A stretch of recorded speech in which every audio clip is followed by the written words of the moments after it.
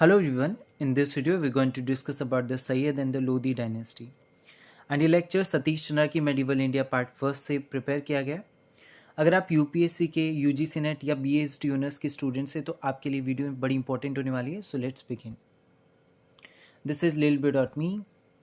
सो तैमूर के इन्वेजन के बारे में हमें सबसे पहले समझना होगा, क्योंकि तैमूर के इन्वेजन की वजह से नॉर्थ इंडिया की पॉलिटिक्स में बहुत बड़ा चेंज आया। तैमूर का इन्वेजन 1398 से 99 के बीच में हुआ। इस इन्वेजन के बाद जो नॉर्थ इंडिया में दिल्ली सल्तनत के तौर पर जो डायनेस्टी रूल कर रही थी नॉर्थ इंडिया में, तुगलक डायनेस्टी, वो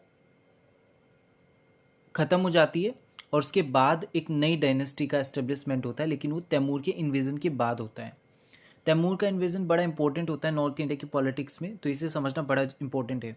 सो तैमूर जो कि तैमूर एम्पायर के, जो कि ईरान में एक एम्पायर था, उसके रूलर थे। वो दिल्ली को अटैक करते हैं और इन्वेड करते हैं दिल्ली को 1398 से 99 के बीच में। एंड इसके साथ साथ ही वो दिल्ली, लाहौर, दीपालपुर, मुल्तान जैसे जितने भी एडजेसेंट प्रोविंसेस हैं दिल्ली के आसपास के, उन सबको कॉन्कर कर लेते हैं और एनेक्स कर लेते हैं अपने किंगडम में, अपने एम्पायर में। ये हमें समझना इंपॉर्टेंट है। और यही एक वजह रही जिसके बाद हम देखेंगे बाबर जब आते हैं इंडिया में, जो कि फर्स्ट मुगल एम्परर थे, वो क्लेम करते हैं इंडिया में इन सारे प्रोविंसेस का, क्योंकि बाबर एक तरह से डिसेंडेंट थे तैमूर और मंगोल्स के सॉरी। सो तैमूर और मंगोल्स का एक रिलेशन था। एंड क्योंकि बाबर जो थे, आगे हम देखेंगे, बाबर जो थे वो डिसेंडेंट से इन्हीं के, एक तरह से कह सकते हैं तैमूर के। तो वो क्लेम करते हैं इन सारे प्रोविंसेस को, वो क्लेम करते हैं इस बेसिस पे कि उनके जो एंसेस्टर थे यानी कि तैमूर, उन्होंने ये कॉन्कर की थी ये सारी एरियाज़ को। तो इसलिए हमें समझना इंपॉर्टेंट है, जो कि बैटल ऑफ पानीपत में हम देखेंगे आगे। एनीवे, हमें यहाँ पे एक और चीज़ जो समझने की ज़रूरत है वो ये है कि जैसे तैमूर का इन्वेजन हुआ, उसके बाद जो तुगलक सुल्तान से वो इंडिया से चले जाते हैं, इस खौफ में कि तैमूर उनको नुकसान पहुँचाएंगे, इसलिए जो तुगलक डायनेस्टी थी उस वो एकदम से गायब हो जाती है। हम देखेंगे नॉर्थ इंडिया में, और दिल्ली, दीपालपुर, मुल्तान जितना भी एरिया है, ये दिल्ली और उसके आसपास के एडजेसेंट प्रोविंसेस, उन पे तैमूर का कंट्रोल हो जाता है। और तैमूर अपने बिहाफ पे दिल्ली में खिल्ज खान को एज अ रूलर अपॉइंट करते हैं, जो कि बड़ा इंपॉर्टेंट है। और यही खिल्ज खान जो बाद में हम देखेंगे सैयद डायनेस्टी को एस्टेब्लिश करते हैं। सो ये हमें ध्यान में रखने की ज़रूरत है। तो उस समय खिल्ज खान क्या थे? Basically governor of Multan, Multan के गवर्नर थे, जिनको बाद में अपॉइंट किया गया एज अ दिल्ली के सुल्तान के तौर पे। किसके बिहाफ पे? तैमूर के बिहाफ पे। तो ये हमें समझना है। तो अभी तक का पॉलिटिकल सिनेरियो क्या है? तैमूर जो कि ईरान के एक रूलर थे, एम्परर थे, वो इंडिया में आते हैं, दिल्ली को कॉन्कर करते हैं। और दिल्ली को कॉन्कर करने के बाद वो अपने बिहाफ पे दिल्ली में खिल्ज खान को एज अ सुल्तान अपॉइंट करते हैं और वापस चले जाते हैं। तो ये ध्यान रखना है। तो जब तैमूर आए इंडिया में तो उन्होंने इंडिया को कॉन्कर किया, लेकिन खुद से डायरेक्ट रूल नहीं किया, बल्कि एक तरह से पपेट रूलर को दिल्ली में अपॉइंट किया अपने बिहाफ पे, और वो रूल करने लगे।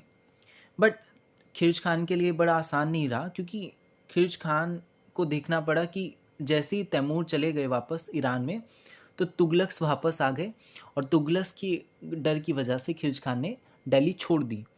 एंड ये बड़ा इंटरेस्टिंग है।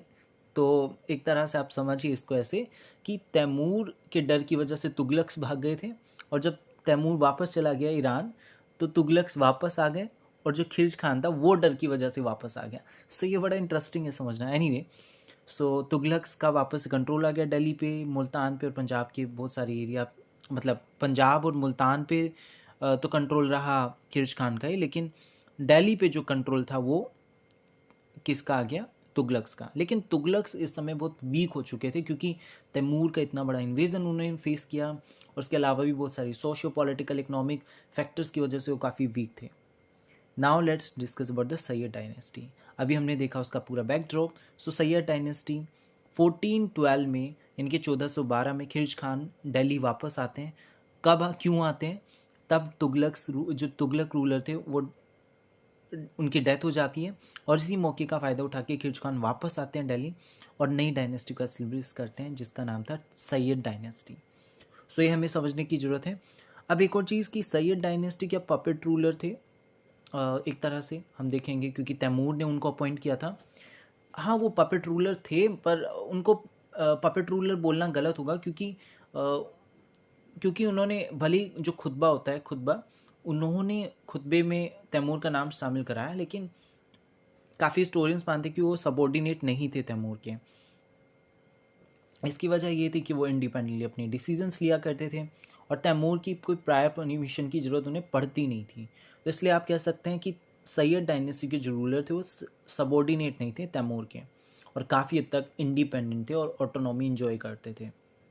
इसके अलावा सैयद डायनेस्टी, जो सैयद रूलर्स थे, उनको एक दिक्कत हमेशा रही, वो थी पंजाब के खोरखास के वजह से, जो कि एक ट्राइब थी जो कि अक्सर इनके लिए बड़ी सिर दर्द का विषय रही और इनके लिए बड़ी मुसीबत इन्होंने क्रिएट की पंजाब के इन खोरखास ट्राइब ने। और मेवातीस, जो कि राजपूत एक किंगडम था, उसके अलावा शर्की रूलर्स जो कि जौनपुर में रूल कर रहे थे उस समय।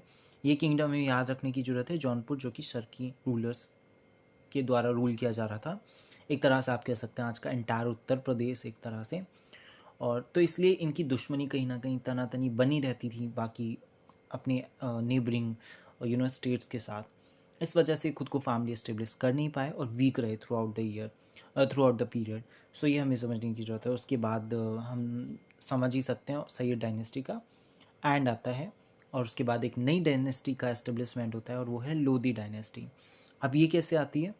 सो सैयद ने अपनी, अभी हमने देखा सैयद वीक हो चुके थे क्योंकि उनको जौनपुर, पंजाब और मेवात जितने भी राजपूत हैं उनका सामना करना पड़ रहा था। इन सारे डेंजर को देखते हुए सैयद ने इनवाइट किया लोधी रूलर, जो अफ़गान रूलर जो थे उस समय, बहलोल लोधी को।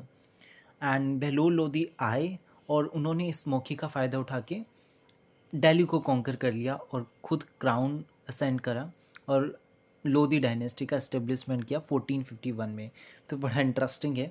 सो लोधी जो रूलर थे उस समय, अफ़गान लीडर थे वो एक तरह से, जो बहलोल लोधी थे, यानी कि आप कह सकते हैं लोधी जो थे वो अफ़गान रूलर थे। तो और ये भी बड़ा इंटरेस्टिंग है क्योंकि लोधी जो थे, जो अफ़गान रूलर थे, इनसे पहले अगर हम देखें तुगलक्स या इनसे पहले खिलजी या फिर स्लेव डायनेस्टी को देखें, जो दिल्ली सल्तनत की पहले की डायनेस्टीज रहीं, वो टर्क्स थी, लेकिन ये अफ़गान्स थे। कौन? लोधी। तो ये हमें समझने की ज़रूरत है। और अफ़गान्स को इतना ज़्यादा प्रोमिनेंट पोजीशन कभी मिली नहीं।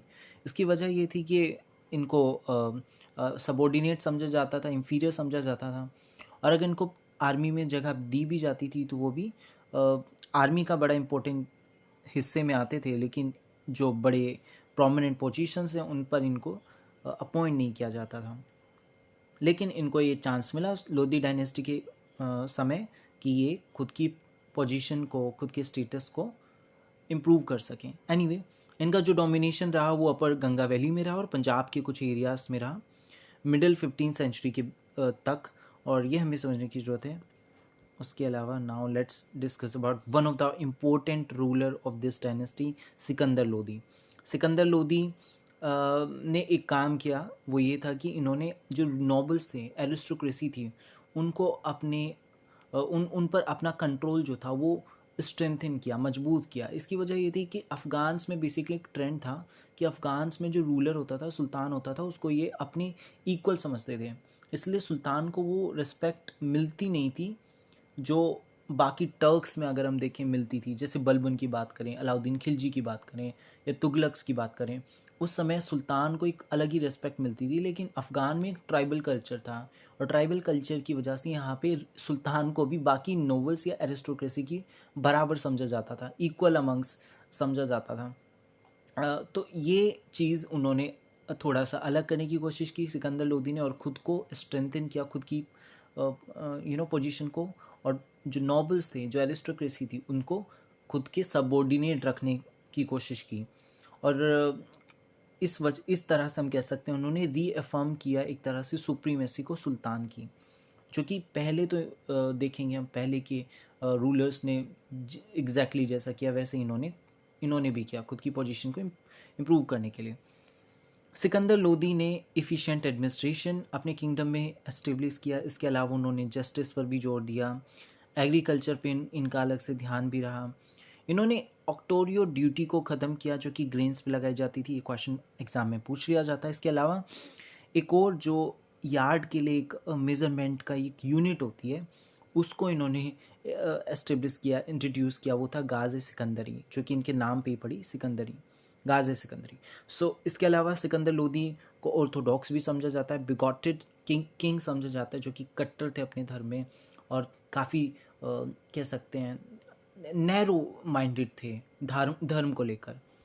इस वजह से इन्होंने जजिया को रीइम्पोज किया लोगों पे, जजिया को रीइम्पोज करा, हिंदू टेम्पल्स को डिमोलिश किया अपने कैंपेन्स के दौरान। उसमें सबसे अच्छा एग्जांपल है नगरकोट। इसके अलावा सिकंदर लोदी ने आगरा को एस्टेब्लिश किया और उसको अपना कैपिटल बनाया। इसके बाद लास्ट रूलर थे इब्राहिम लोदी, जो कि पूरे लोदी डायनेस्टी के लास्ट रूलर थे। एंड लोदी जो इब्राहिम लोदी थे उन्होंने बैटल फाउट की बाबर के अगेंस्ट पानीपत में 1526 में, जिस बैटल को हार गए और बाबर ने इसके बाद मुग़ल डायनेस्टी का एस्टेब्लिशमेंट किया इंडिया में 1526 में, 1526 में पानीपत की फर्स्ट बैटल के बाद, जो कि हम नेक्स्ट वीडियो में देखेंगे। हम शुरू करेंगे मुग़ल एम्पायर की सीरीज़ को और उसमें हम ये चीज़ें समझेंगे। आई होप कि आपको ये वीडियो समझ में आई होगी। एंड कहीं भी कोई डाउट रहा, you can ask your doubts in comment section. Thanks for watching the video and please let me know your response in the video in the comment section, and don't forget to subscribe the channel, like the video. Thanks for watching the video again.